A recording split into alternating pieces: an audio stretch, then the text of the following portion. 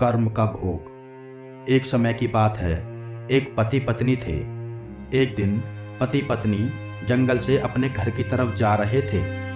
चलते चलते पत्नी थक गई थी। पत्नी ने पति से एक पेड़ के नीचे विश्राम करने को कहा और वह दोनों एक पेड़ के नीचे बैठ गए। पति अपनी पत्नी की गोद में सर रखकर सो गया। तभी वहां एक वीर योद्धा आया। पत्नी उस योद्धा से कहती है, मैंने कभी अपने जीवन में तलवार नहीं देखी। क्या आप मुझे कुछ समय के लिए अपनी तलवार देखने का मौका देंगे? योद्धा को उस औरत की बात पर विश्वास हो गया। योद्धा ने अपनी तलवार उस औरत को देखने के लिए दे दी और औरत ने तलवार पकड़ते ही अपने पति का गला काट दिया और तलवार योद्धा की तरफ फेंक दी और खुद नगर की तरफ भागते हुए कहती है, इस योद्धा ने मेरे पति को मार डाला। यह बात राजा तक पहुंची। राजा ने उस औरत की बात को सुना और योद्धा को दोषी ठहराया। राजा ने अपने सलाहकार से पूछा, उचित सजा क्या होनी चाहिए? सलाहकार ने कहा, महाराज, इस योद्धा ने अपनी तलवार से औरत के पति की हत्या की है, तो इसकी दोनों बाजुओं को काट देना चाहिए ताकि वह कभी तलवार न चला सके। राजा ने ऐसा ही किया। योद्धा की दोनों बाजुओं को कटवाकर उसे छोड़ दिया। जब योद्धा की बाजू काट दी जाती है तो वह उस पीड़ा और अपमान को सहन नहीं कर पाता और पहाड़ी से कूदकर आत्महत्या करने की सोचता है। लेकिन तभी उसे एक साधु रोक लेता है।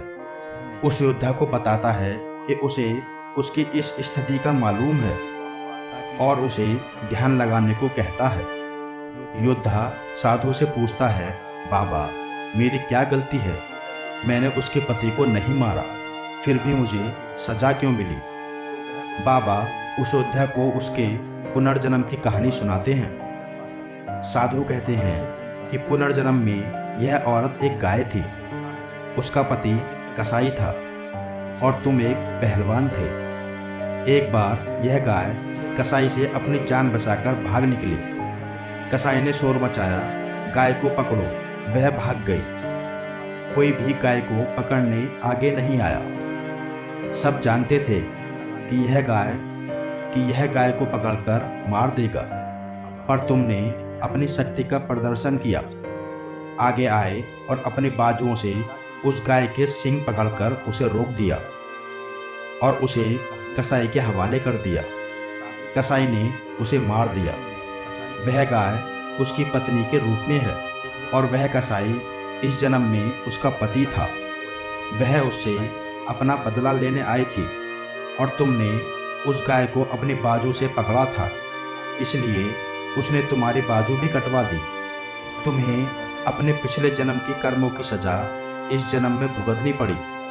इसलिए कहते हैं कि कर्म फल भोगना ही पड़ता है, इस जन्म में नहीं तो अगले जन्म में। हमें सदा अच्छे कर्म करने चाहिए।